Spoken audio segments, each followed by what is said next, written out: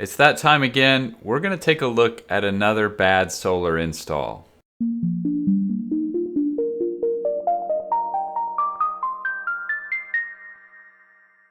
I've done 4 of these videos now, and I honestly could have done 50 with all the bad solar I see around town. In this case, the bad install happened to one of my neighbors. Now, they're wonderful people, and this isn't on them. The point with these videos is to show you the kind of product and service that you can get if you trust solar companies to do the right thing. I noticed this solar crew starting work and took a few pictures during the process, but it was clear from the beginning, even when it was cloudy out and I couldn't see any shadows, that this was going to be a bad install. You can see how close the big tree is there on the left, which is the west side of the house, and even the giant pink bush may partially shade some of the west-facing panels. And then there's the giant tree in the front yard, which is on the south.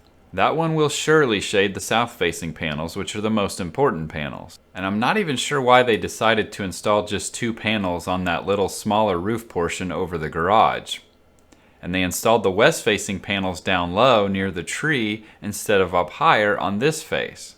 Either way, I've noted at various times of day that all 4 of these strings of panels are at least partially shaded for part of the day.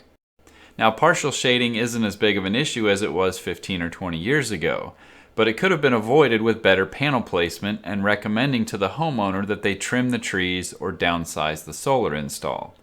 But that isn't in the best interest of these companies. They want to sell you more panels, not less. So you end up with an inefficient, underperforming system that you might be paying on for the next 30 years. To be clear, most solar companies are fine, but there are enough bad ones to warrant your attention. Here are some tips to avoid getting screwed. If you want more detail, I'll put a link in the video description below for a video that I did that goes into more depth.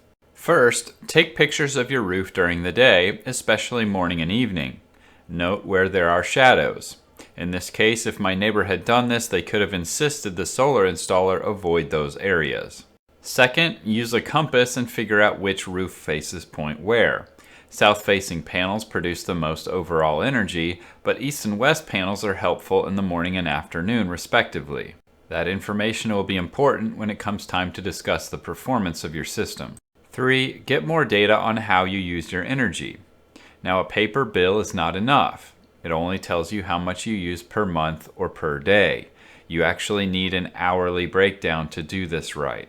4. Be realistic. Completely eliminating your power bill is prohibitively expensive and impractical. And 5. If you don't want to follow the other 4 tips and just want someone to trust, talk to energysage.